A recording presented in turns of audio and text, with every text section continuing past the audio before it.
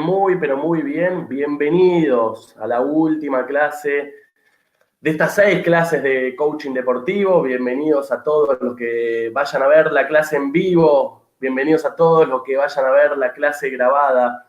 Sé que le doy y saludos a todos aquellos que estén participando de los diferentes países hispanoparlantes. Sé que hay gente que se va a ir sumando y que ve la clase en vivo de Argentina, México, Uruguay, Venezuela, Colombia, Chile, Estados Unidos, etcétera, etcétera. Bienvenidos a todos aquellos que se vayan sumando.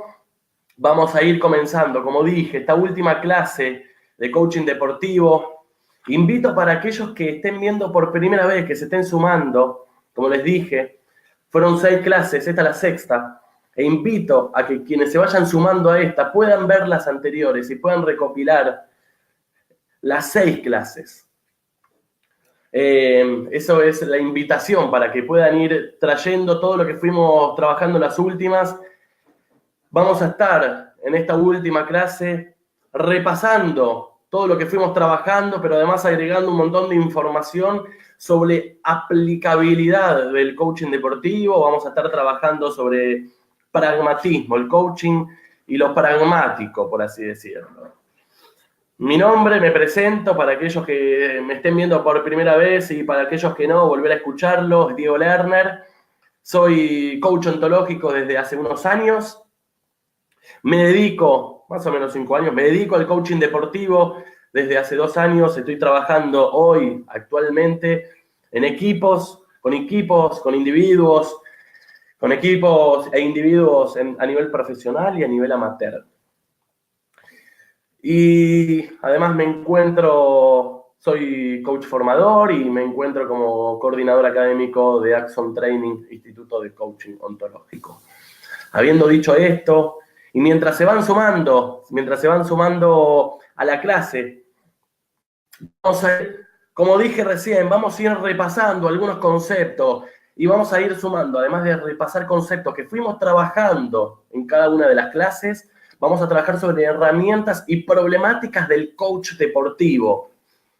¿Cuáles son las herramientas que tiene el coach deportivo? ¿Cuáles son los límites que tiene el coach deportivo con otras disciplinas? Y con otras disciplinas me refiero no solo al psicólogo deportivo, sino al coach deportivo en la práctica.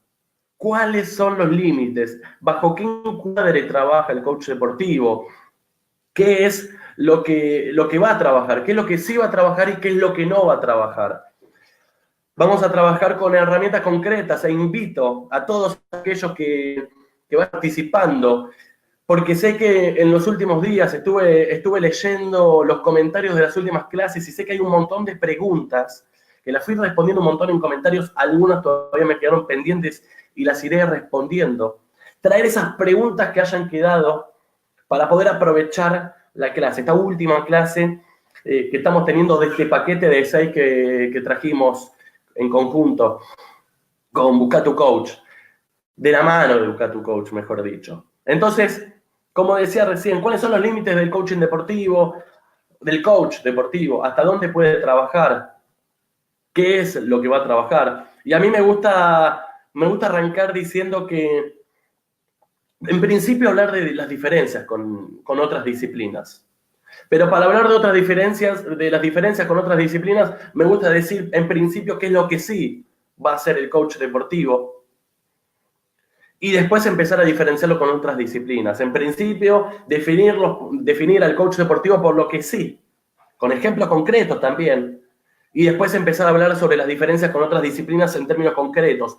Empezar a traer esas distinciones. ¿Cuál es la diferencia y en qué punto un coach deportivo puede decir que sí y en qué punto un coach puede decir que no? Traer esas distinciones.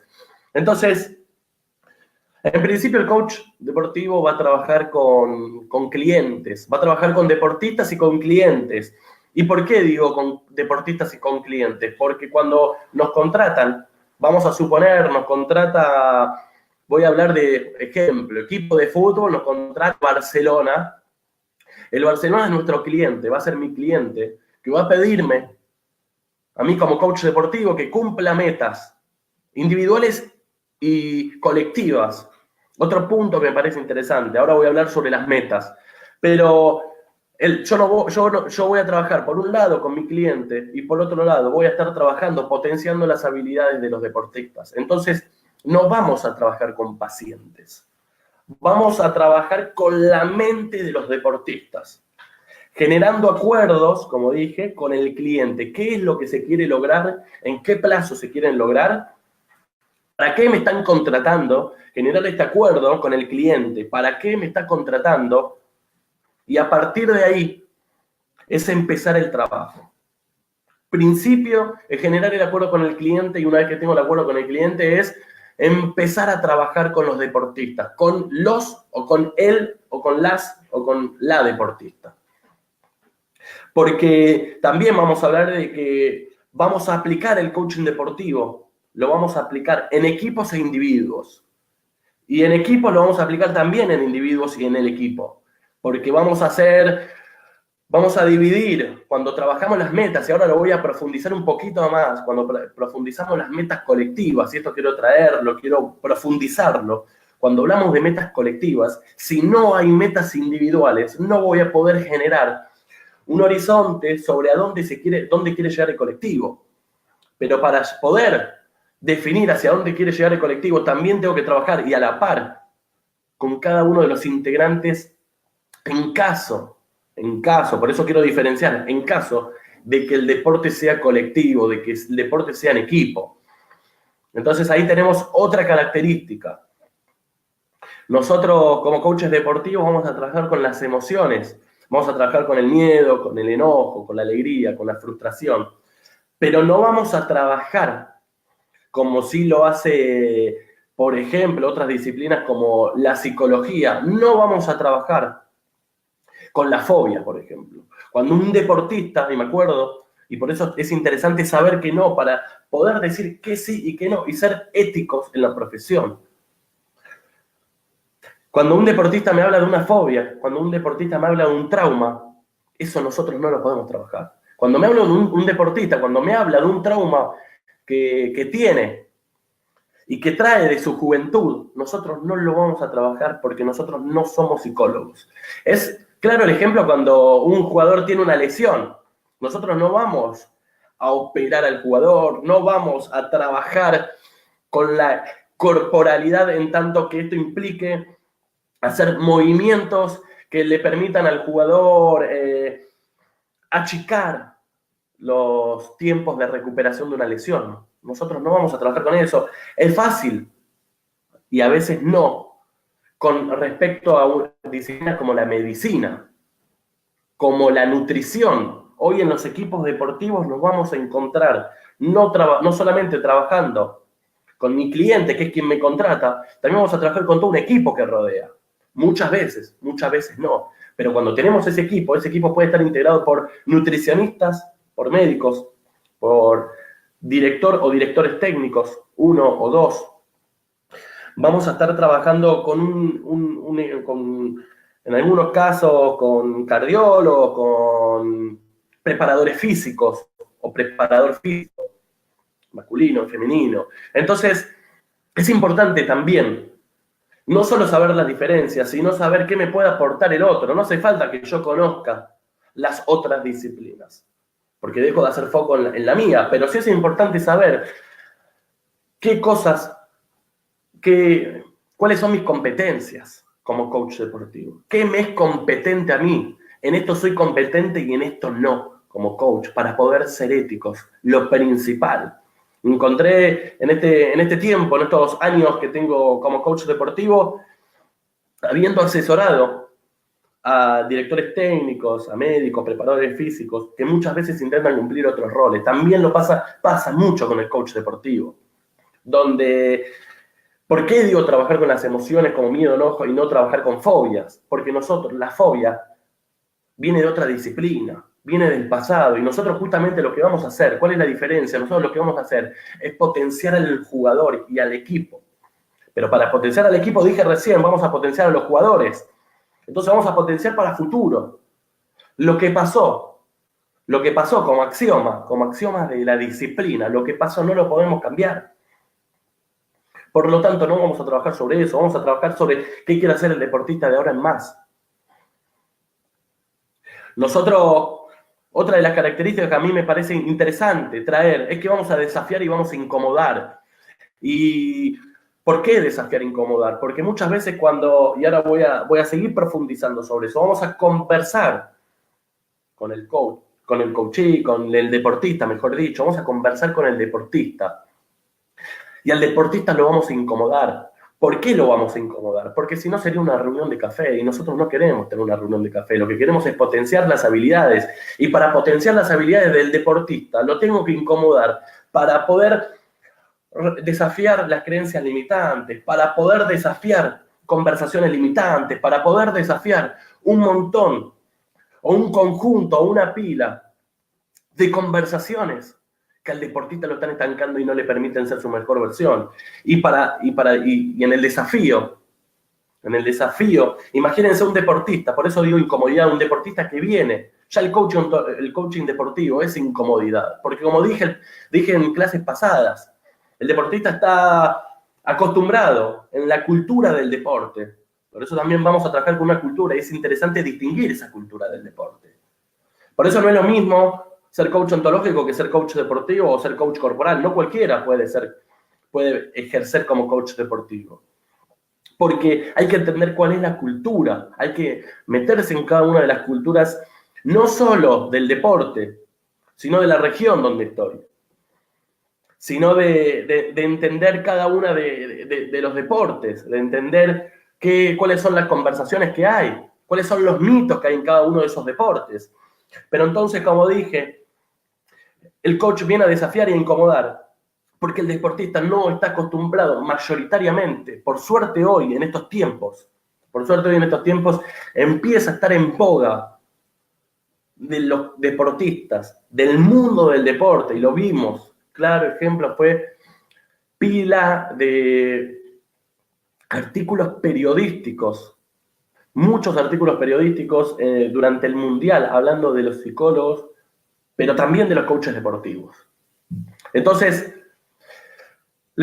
ya presenta una incomodidad y nosotros tenemos que entender que vamos a presentar incomodidad, porque el aprendizaje, porque para que el deportista pueda aprender, para que el deportista, mejor dicho, pueda hacer su mejor versión, si su estado actual está muy lejano o lejano a su estado deseado, a su estado futuro deseado, para poder acercar esa brecha, para poder achicarla, va a tener que soltar conversaciones. Y soltar conversaciones en su cultura, en sus conversaciones, en sus creencias, es incomodidad. Nosotros, o el coaching deportivo, viene a conversar. No viene a decirle al deportista lo que tiene que hacer. Nosotros no venimos a decirle al deportista lo que tiene que hacer y lo que tiene que lograr, cómo tiene que liderar, cómo tiene que conversar, cómo tiene que sentir. Porque quiero partir de algo que me parece interesante de otras disciplinas, que la traigo. Por eso ahora vamos a hablar también de qué se nutre el coaching deportivo y cuáles son los agregados que yo también quiero traer. Venimos a conversar, pero venimos a conversar desde un lado puro. Yo traigo algo que me parece interesante. Hay un filósofo que se llamaba Martin Buber que hablaba de la conversación pura. Y nosotros venimos a hablar desde ese lugar. Venimos a hablar y a conversar, mejor dicho, perdón, no hablar, a conversar, entendiendo que el deportista es otro, en tanto es otro, y no es el coach. ¿Y qué significa esto?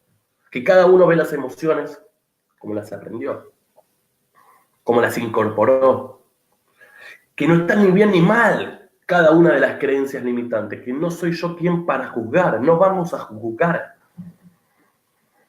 Y por supuesto, y ahora voy a hablar también de lo que es el contexto, para poder profundizar en una conversación, es importante el contexto. Quiero hablar de dos características. Alguien me preguntaba hace muy poquito en uno de los comentarios de las últimas clases, ¿cuáles son los primeros pasos que tiene que tener el coach deportivo? Y una vez que está de acuerdo con el cliente, lo primero es generar contexto y lo segundo es generar empatía. Si yo no tengo y confianza, creo que las tres vienen de la mano, es una coherencia. Si no puedo generar contexto, si no puedo explicar En muchos casos, por la falta de conocimiento, necesito explicar lo que vengo a hacer, cuáles son mis límites como coach deportivo, qué es lo que se va a trabajar, cada cuánto lo vamos a trabajar. Y quiero decir algo, no hay una forma de trabajarlo. No hay una forma de trabajarlo.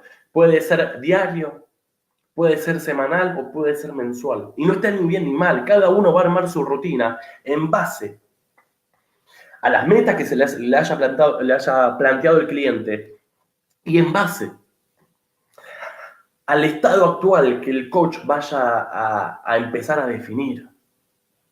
Tiene que haber una mirada sobre cómo se encuentra ese equipo. Entonces vamos a hablar de contexto, y vamos a hablar de empatía, y vamos a hablar de confianza, no como pilar. Si no hay confianza, si no hay coherencia, el deportista no va a poder soltarse, no va a permitir conversar con alguien que en un principio desconoce. Y que además, como decía, como en el mundo del deporte, si bien, como dije antes, está en boga, todavía hay ciertos mitos. Entonces, imaginémonos por un minuto a nosotros mismos, pero también a un deportista, sumarle a todo esto conversaciones limitantes que tenga dentro y fuera de la cancha. Entonces, para que el deportista pueda soltarse, para que pueda hablar de sus emociones, necesitamos generar empatía, necesitamos generar confianza. Ahora, ¿cómo lo va a hacer cada uno? En cada uno de los ámbitos donde vaya a aplicar el coaching deportivo va a depender de cada uno. No hay una fórmula mágica. Yo siempre digo, me parece interesante la característica de la humildad. Vi muchos, no solo coaches, sino en el mundo del deporte, empezar a dialogar y a conversar y a trabajar desde la soberbia. Por eso digo, me parece interesante hablar de humildad.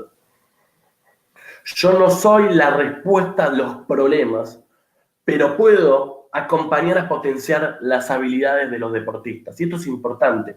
El coach deportivo no es la respuesta a los problemas. No es que porque haya un coach deportivo, el jugador va a ganar Wimbledon. Para hablar de un ejemplo de tenis que estamos en este momento, no va a salir campeón del mundial el equipo que juega, la selección que juega al fútbol, o no hay resultados que yo pueda definir de antemano que vayan a ser así. ¿Pero por qué no los hay? Porque es social, porque hay relaciones humanas, porque hay un montón de factores que intervienen en el deportista. Ahora, lo que sí puedo garantizar, y esto me parece interesante, lo que sí puedo garantizar es el aparato de distinciones que puedo traer como coach deportivo que lo van a acercar a ser su mejor versión y que muchas veces va a lograrlo y muchas veces no. Pero que voy a trabajar las distinciones de las emociones, de las creencias limitantes. Vamos a desafiar, vamos a conversar y sobre todo vamos a hablar de aprendizaje y acción. Aprender para poder accionar. El deportista, esto es importante, cuando hablamos del deportista vamos a hablar de acción. No hay deporte si no hay acción, porque todo lo que yo trabajo, todo lo que trabajamos previo a un partido, posterior a un partido, tiene o se va a ver reflejado, y esto no pasa en todas las disciplinas del coaching aplicado a...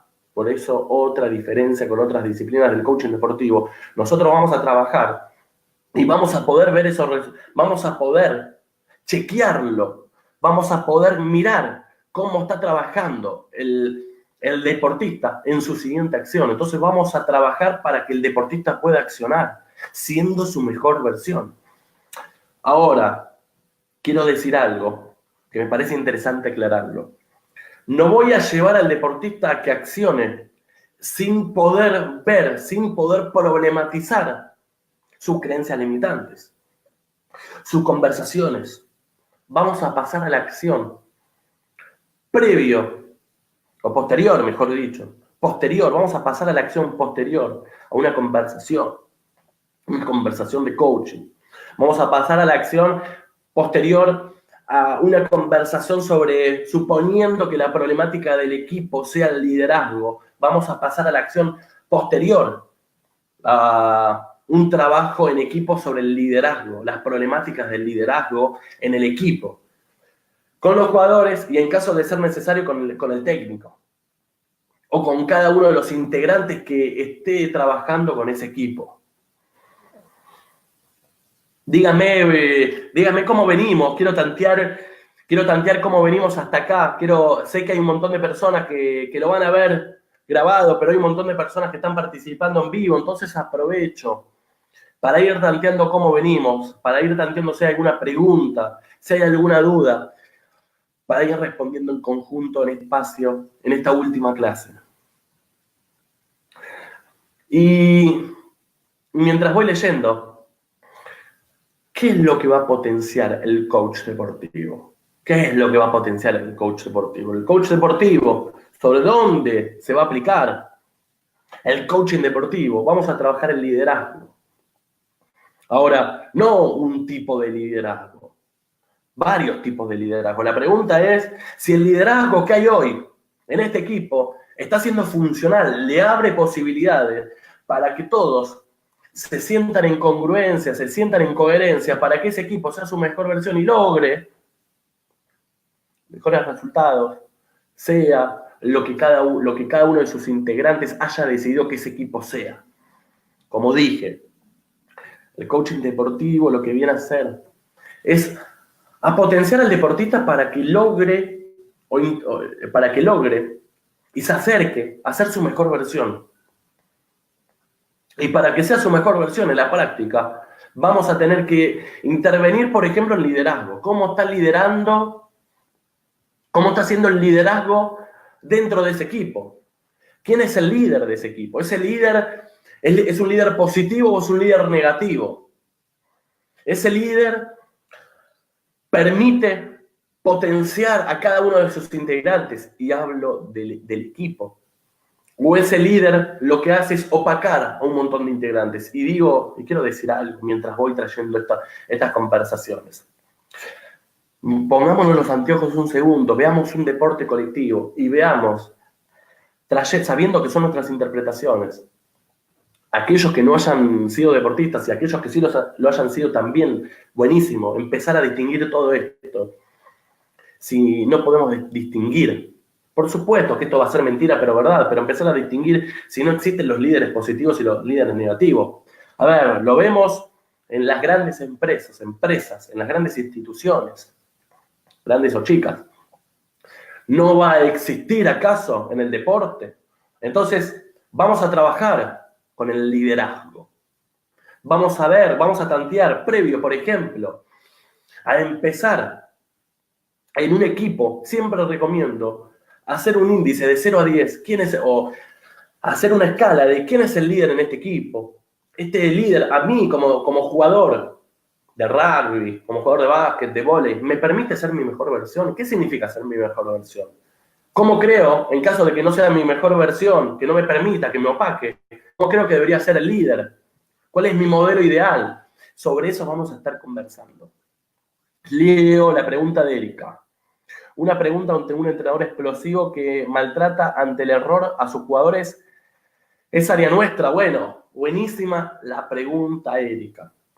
Como dije, nosotros, en principio hay que ver qué es lo que se acordó con el cliente. Si mi cliente acordó conmigo que no me vincule, yo siempre digo que no haya un acuerdo donde una disciplina vaya por un lado y la otra por el otro, donde los médicos trabajan por un lado, los psicólogos por el otro, los coaches por el otro, y el entrenador por un lado y el preparador físico por el otro. Porque, a ver, en conjunto tiene que ser la tarea si todos queremos potenciar las habilidades de los jugadores, cada uno en su área. Por eso digo, hay que ver qué se pactó con el cliente. Si con el cliente, vamos a suponer que a mí me contrata, como dije, trayendo el ejemplo, el Barcelona. Si mi cliente me propone una coordinación de acciones con cada uno de los integrantes del equipo, lo que yo puedo hacer, por supuesto, no puedo meterme en otras disciplinas, pero lo que sí puedo es traer un informe y acompañarlo para mostrarle, en caso de que ese sea objetivo, que sea absoluto, de que realmente haya un maltrato y que los jugadores lo perciban así, porque una cosa es lo que yo puedo interpretar de qué es maltrato y otra cosa es lo que me traen los jugadores. Si los jugadores me traen que el entrenador los está maltratando, por supuesto, por un lado voy a trabajar con los jugadores. ¿Qué les dispara ese maltrato? ¿Qué significa ese maltrato? Porque a lo mejor, muchas veces, algunos sienten maltrato y otros no en un deporte colectivo. Entonces, ¿por qué uno siente maltrato y por qué el otro no? ¿Qué le está pasando? ¿Qué le está pasando a este deportista que escucha maltrato? Está escuchando maltrato. ¿Con qué se está conectando ese deportista? Pero, por otro lado, como comenté, y buenísima la pregunta, Erika, digo, vamos a trabajar en la medida que se haya acordado con el entrenador, con el preparador físico y con el entrenador, trabajando mucho lo que es la comunicación asertiva. Comunicar de forma efectiva lo que se quiere lograr, no lo que no. Lo que se quiere lograr, lo que quiere que pase dentro de la cancha cuando está afuera, en medio de un partido. Entonces, eso por un lado. En segundo, ¿cómo podemos trabajar? Ya que Erika trajo la pregunta, es con el preparador físico, por ejemplo. Si vemos que dentro de una dinámica colectiva o individual, algún jugador siente miedo, vamos a suponer, mentira pero verdad, siente miedo, o los resultados negativos cuando el equipo está perdiendo, ese jugador no puede ser su mejor versión, entonces le vamos a traer ejemplos, vamos a traer, sin compartir lo que es la conversación, porque lo que pasa entre el coach y en esa conversación personal con el deportista va a quedar ahí, pero sí es importante decir, mira, recomiendo, como muchos de tus jugadores, tengo acá la escala, y traer las hojas y traer el informe, recomiendo que se practique, esta es mi recomendación, no hace falta que lo hagas, es mi recomendación, me hago cargo y es mi interpretación de lo que recomiendo que pase. Recomiendo que en alguna de las prácticas intentes intentes recrear a tus jugadores con el resultado opuesto. Por ejemplo, jugando en canchas de peor calidad en las de entrenamiento, porque vi que los jugadores trajeron que cuando juegan en canchas de peor condiciones, de condiciones malas, juegan peor. Y tienen miedo y salen con conversaciones y creencias que los limitan. Por lo tanto, te recomiendo que en vez de, como sabés, que la semana que viene vas a jugar con un equipo donde la cancha tiene mal estado de campo, tiene dimensiones más cortas, recomiendo que puedas recrearlo y conectar la visualización. Y en la clase de neurociencia hablábamos, conectar. Y que los jugadores puedan visualizar y que además puedan practicarlo.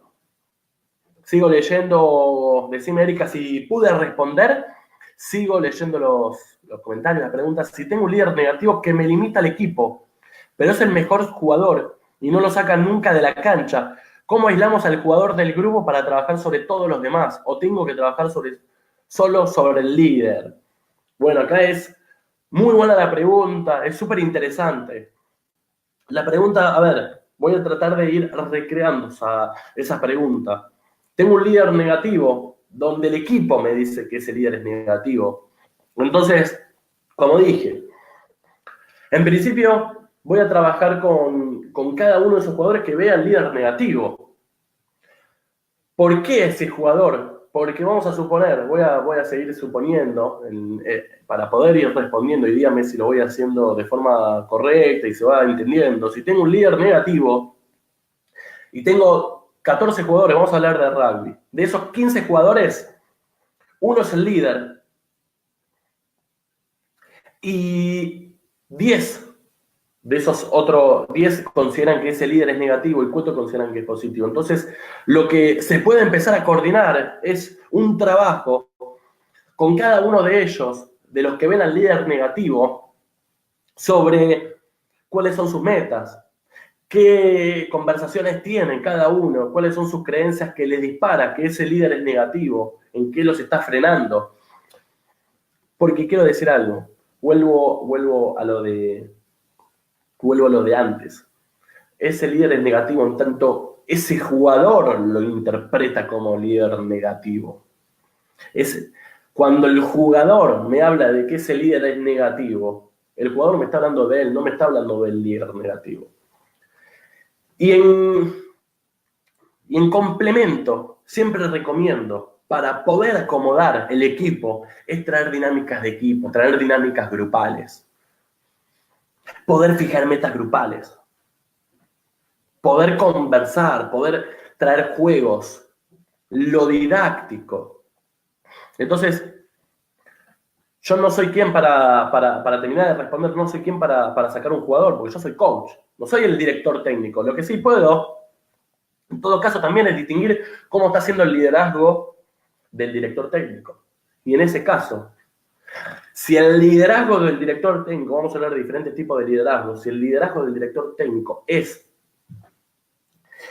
de democracia en exceso, de libertinaje, donde se le permite y donde se le consulta a todos los jugadores y le deposita todo, no quiero decir que esté ni bien ni mal. Hay diferentes tipos de liderazgo. Algunos son funcionales en algunos momentos, algunos no son funcionales, algunos abren posibilidades y algunos no. Pero vamos a traer esta problemática para trabajar en conjunto con el director técnico, para ver qué tipo de liderazgo está teniendo el técnico y para recomendarle, en caso de que haya acordado, obviamente como dije con mi cliente, es poder acordar otro tipo de liderazgo. Que venga también a solucionar, porque ¿qué pasa muchas veces con el liderazgo? Y para cerrar, con el liderazgo de un jugador, en el exceso de la democracia que pecan muchos técnicos, si el liderazgo es puesto entre la pregunta del técnico, el liderazgo lo toman los jugadores y se corre al técnico. Se deja de lado lo que el técnico pide, lo que quiere, la motivación que pueda llegar a dar. Los jugadores dentro de la cancha van a hacer lo que quieran y esto pasa muchas veces. Los jugadores dejan al técnico de lado por falta de liderazgo. A ver, quiero decir algo. Yo no sé si es real, si es mentira, pero verdad. Pero traigo lo que pasó. Y perdón que me vaya al fútbol y a la selección argentina sabiendo que hay muchos deportes y sabiendo que hay muchas personas de diferentes países, pero me permito hacerlo para poder traer el ejemplo. El ejemplo de la selección argentina, no sabemos si es verdad, pero ¿qué pasa cuando el liderazgo del director técnico, de quien tiene que coordinar acciones con sus jugadores, es puesto entre preguntas? Y no puesto entre preguntas y esas preguntas me abren posibilidades, sino que me cierran posibilidades para que el director pueda potenciar a sus jugadores, para que pueda acompañar a sus jugadores en el armado estratégico, táctico. Jennifer, decime si pude responder la pregunta. Cuando uno habla con chicos, pregunta María, cuando uno habla con chicos de 9 o 10 años, minutos antes de salir a la cancha, tranquilo, a divertirse y jugar, y se inhiben al sentir los gritos de los padres, que hasta lo maltratan al finalizar el partido, lo maltratan hasta el finalizar el partido. Lo hablamos con los padres, pero no entiende qué hacer. Bueno, buenísimo, María, la pregunta, porque es una problemática que me permito decir que llega a muchísimos lugares, la problemática de los chicos. A ver, quiero decir algo, María.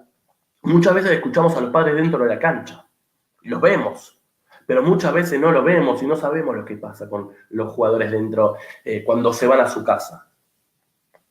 No sabemos cuando están en la pensión, porque tenemos jugadores de fútbol, de rugby, de vóley que muchas veces están pensionados en otros lugares y no sabemos qué están conversando, cuál es su cultura familiar. Pero cuando lo vemos, podemos intervenir, podemos dialogar con los padres, porque hablamos hace 2 clases sobre las expectativas. Entonces, recomiendo que cuando son chicos, como parte de la pedagogía, es intervenir, pero de vuelta, desde el lado de la humildad. ¿Por qué digo algo? Si voy a mostrar soberbia como coach, si voy a mostrar que yo estoy desde el conocimiento, yo lo sé desde el conocimiento, el padre se va a cerrar y no voy a poder conversar. Lo que sí puedo es conversar con el padre En caso de que no haya respuestas, por ejemplo, como no soy un solucionador de todas las problemáticas, lo que sí puedo es conversar con la institución. Como coach, puedo conversar con la institución y pedir, por ejemplo, que los partidos, pedido, no significa que se vaya a realizar, pero hacer un pedido a todos los padres de, por ejemplo, tener una reunión a la institución, que haga una reunión con todos los padres sobre las problemáticas que tiene el grito con los chicos, dentro y fuera de la cancha. Puedo traer capacitaciones, puedo coordinar acciones para poder bajar esas interferencias en los chicos de 9 y 10 años, porque además es antipedagógico.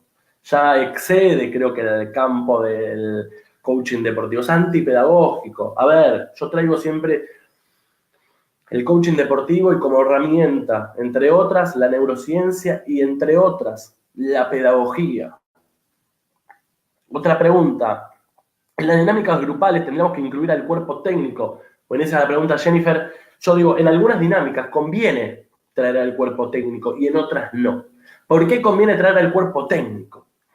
Porque cuando el técnico esté dentro de una conversación, dentro de una dinámica del deporte, del coaching deportivo, el técnico después le puedo llevar al campo, al entrenamiento y decirle, bueno, ¿vieron lo que practicamos en el entrenamiento mental, con el coach deportivo, con el coaching? Bueno, esto es lo que vamos a entrenar ahora.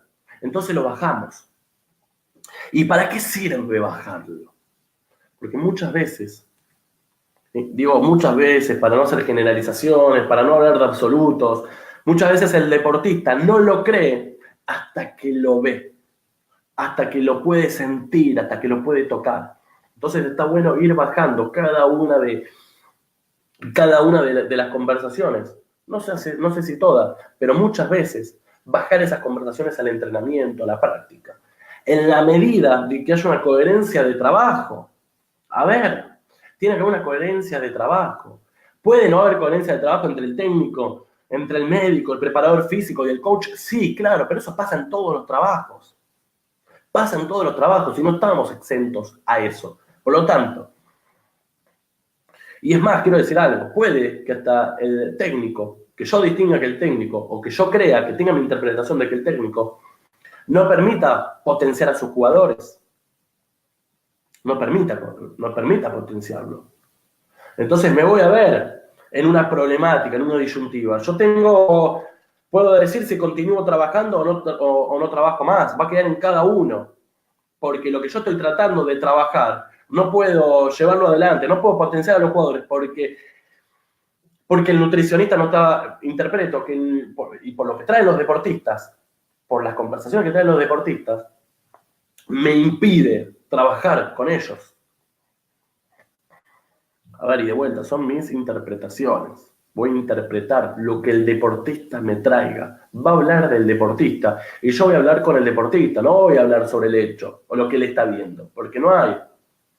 Es la interpretación que él está teniendo sobre lo que sea líder negativo, sobre la comunicación que está teniendo el técnico. Por eso está bueno en algunos momentos trabajar con el técnico y en algunos momentos no, para poder conversar e incomodar al deportista para que pueda romper esas conversaciones que lo limitan.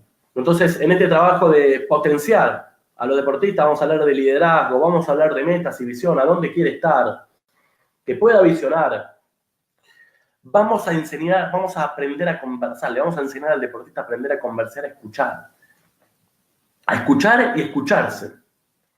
Entonces no hay cursos, hay cursos de oratoria, hay cursos para aprender a hablar mejor. Y yo digo, cambiemos el foco y enseñemos y aprendamos a escuchar, enseñémosles al deportista a escuchar, no a escuchar al otro, sino aprender a escucharse, cuáles son las conversaciones que está teniendo. Diseñar metas, planificación, estrategia, integración y coordinación de acciones. Esto, perdón que lo tiré como tips, planificación estratégica. La estrategia que voy a armar en conjunto, vamos a planificar la estrategia para que el jugador pueda hacer su mejor versión, porque acá tiene que haber planificación. Vamos a hablar de coordinación de acciones, cómo va a coordinar el deportista acciones que lo permitan potenciar. Y haciendo un repaso, y ahí empiezo a leer el chat porque sé que quedaron algunos comentarios. Quedaron comentarios sin responder, ahí los voy a estar leyendo. Quiero retomar sobre algo que, a modo de cierre del curso, a modo de cierre de la clase, empezar a cerrarla. Quiero decir algo. Vamos a hablar con el deportista distinguiendo, ayudándolo a distinguir. Y yo digo distinguir, y cuando hablo de distinguir, a mí me gusta la metáfora de que se pueda poner, de prestarle otros anteojos al deportista, prestarle otros anteojos. El deportista tiene unos anteojos con lo que está viendo la vida, con lo que está viendo el mundo, a su familia y a su entorno.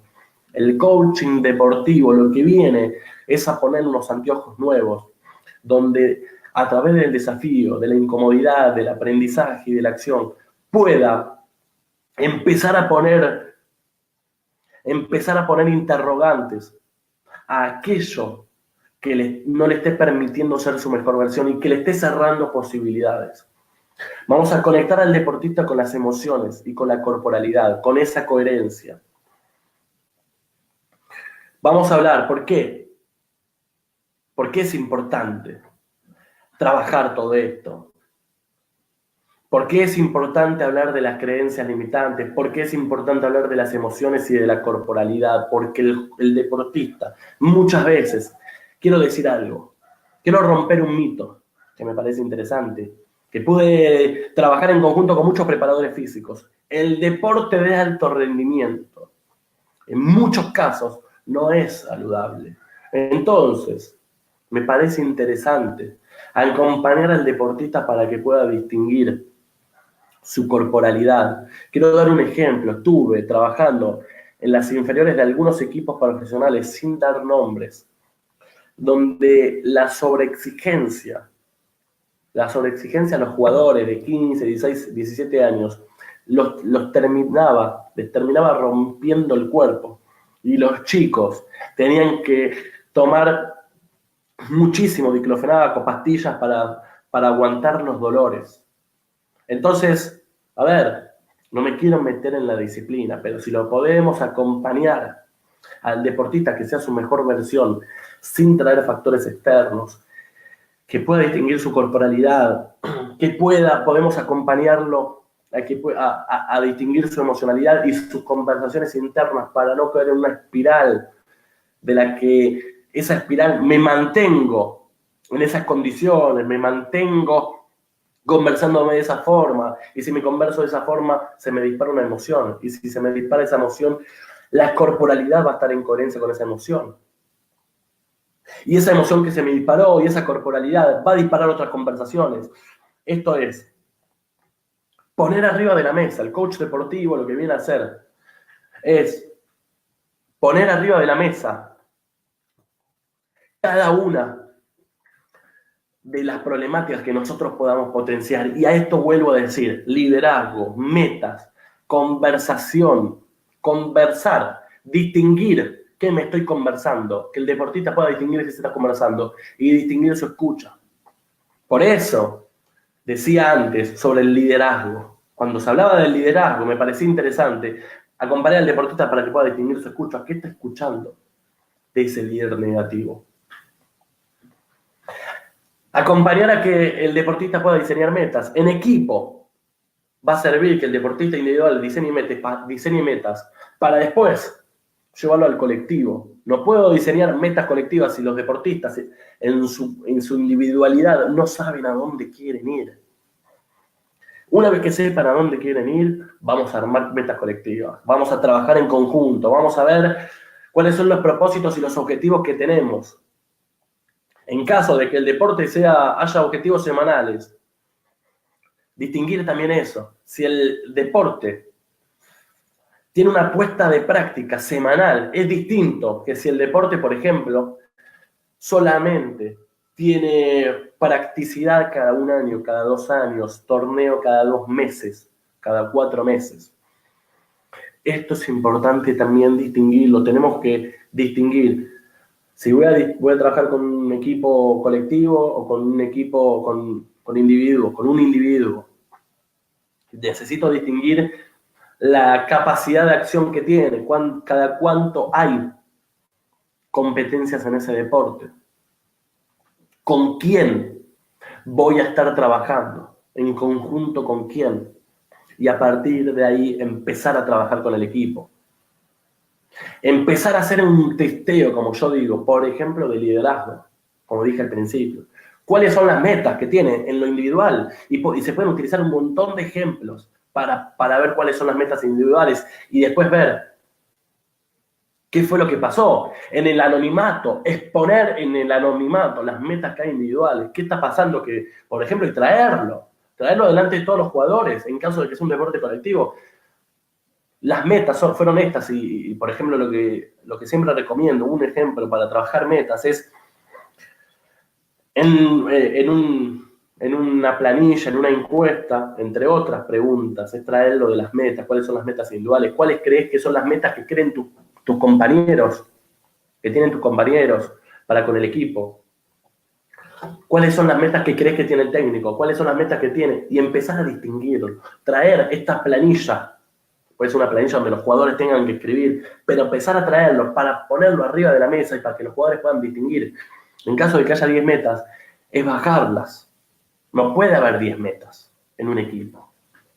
Porque si yo tengo 10 metas como equipo, imagínense a nivel individual también van a tener 10 metas. Y el que tiene 10 metas, el que mucho abarca, poco aprieta, pero no por la frase. Lo vimos en la clase de neurociencia, que el deportista hace foco solamente, tiene las neuronas prendidas, tiene solamente el 2% de las neuronas prendidas. Por lo tanto, si el 1,5% está distribuido entre 10 metas, me pregunto cuánta energía va a estar inyectando en cada una de esas metas.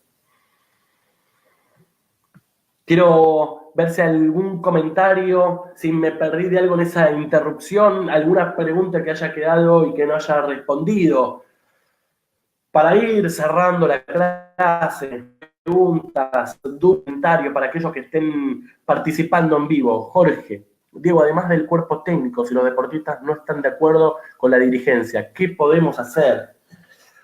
Buenísimo, Jorge, la pregunta. Si los deportivos, a ver, nos va a pasar en muchos trabajos, no solo en el coaching deportivo, de estar en el medio. A mí, vamos a suponer que a nosotros nos contrata la dirigencia, un equipo dirigencial, y los deportistas están en contra. A ver, yo digo bajar eso. Bajarlo a través de conversaciones. ¿Por qué estás en contra? Porque, a ver, si no digo ahí se dispara capricho. Estoy en contra porque estoy en contra, porque sí, porque no me gusta el sueldo que tengo, porque siempre creo que, porque desconfío. Entonces digo, puede haber un montón de cosas por las cuales los deportistas estén en contra. Entonces, poner esa problemática arriba de la mesa, si la puedo distinguir yo como coach, y acompañarlos, quiero decir algo, distinguir si el deportista está en víctima o es responsable. Para poder acompañar a que el deportista haga que las cosas pasen. Porque si el deportista muchas veces estar en víctima frente a una conversación la termino extrapolando a otros ámbitos. Y si quiero decir algo, si estoy en víctima frente a la dirigencia, porque la dirigencia me paga menos, entonces yo no puedo hacer y voy a mejorar solamente cuando me ofrezca más plata, esto es estar en víctima. Esto es estar en víctima. Pasar la pelota para afuera. La responsabilidad está en el afuera. Y si estoy en víctima y me comporto y me converso como víctima en relación, por ejemplo, con la dirigencia, muchas veces el deportista los termina extrapolando a la práctica. Y dijimos, como parte del cerebro, el cerebro prefiere en pasarle la pelota siempre al afuera, en estar en víctima, no ser responsable, porque de esta manera gasta menos energía el cerebro. Entonces vamos a trabajar con la mente, vamos a trabajar con las conversaciones, que al deportista le diga, se converse a sí mismo desde un lado en el cual él no es responsable de lo que pasa. A ver, y hay un montón de cosas que podría hacer ese deportista que está en contra de la dirigencia. No quiero hablar de los cómo porque podrían ser un montón, pero sí puedo acompañar a que ese deportista empiece a distinguir esa conversación que está teniendo y ayudar y acompañarlo a que sea responsable de su futuro, de lo que quiere lograr. Por eso vamos a hablar de metas, cortoplacistas, a mediano plazo, a largo plazo. Que el deportista pueda distinguir que él es responsable de su vida, del deporte que está llevando en ese club donde está en contra de la dirigencia o del cuerpo técnico o de quien esté en contra, porque hoy es en contra de la dirigencia y maneras en contra del técnico y maneras en contra de los jugadores. En esta actitud y en esta conversación de víctima. Dígame si pude ir respondiendo a la pregunta que fueron trayendo. Y me parece interesante para cerrar esto de víctima y responsable. Lo hablamos desde el campo de la neurociencia. Una de las interferencias del cerebro es que el cerebro quiere gastar menos energía. Y gastar menos energía implica ponerme a mí como deportista individual y colectivo, en el equipo también va a pasar, como víctima. Porque si soy responsable de lo que está sucediendo, si soy responsable, ¿cuántas veces escuchamos a aquellos que les guste y que sean televidentes, que hayan escuchado conversaciones de deportistas, de entrenadores, o que haya algún deportista acá que pueda distinguir sus conversaciones? Muchas veces se conversa el mundo del deporte desde el lado de la víctima. Lo hacemos por fuera del deporte, pero se hace también dentro. ¿Por qué? Porque no queremos gastar energía. El cerebro no quiere gastar energía. Por eso vamos a hablar de aprendizaje, vamos a hablar de incomodidad al cerebro, a que gaste energía, a que se incomode, a que aprenda, a que logre. Para ir cerrando este curso de 6 clases, aquellos que se hayan sumado por primera vez, invito a todos a ver la primera clase e incorporar cada una de las definiciones que fuimos trayendo. Y vamos a hablar de creencias limitantes, vamos a hablar de la neurociencia, de la mente, de víctima versus responsable, de qué significa el aprendizaje, el liderazgo, y cada uno de lo que fuimos trabajando en estas 6 clases. Para cerrar, como coaches deportivos, si quiero traer esto, nosotros lo que vamos a hacer, lo que viene a hacer el coach deportivo es incomodar al deportista para que pueda ser su mejor versión. Dicho esto, vuelvo a pedirle disculpas a cada uno de los que participaron en esta última clase. La primera vez que me pasa, no me estoy justificando, pero la primera vez que me pasa, invito a que si hay preguntas, como no, por el momento no va a haber más clases, a que si hay preguntas, las puedan hacer en el chat y yo las voy a estar respondiendo durante esta semana, durante el fin de semana. Les agradezco a todos los que participaron. Invito también a que puedan escribir en esta última clase, que puedan dar feedback sobre los que se encuentran para poder hacer próximos encuentros, para poder seguir mejorando en conjunto, para saber también si hay algo que les hubiese gustado traer y conversar y capacitarse sobre algo que no estuvo, que no se dio. Bienvenidos. Cosas buenas, cosas malas, cosas que creen que habría que mejorar. Bienvenido cada uno de los aspectos que quieran compartir.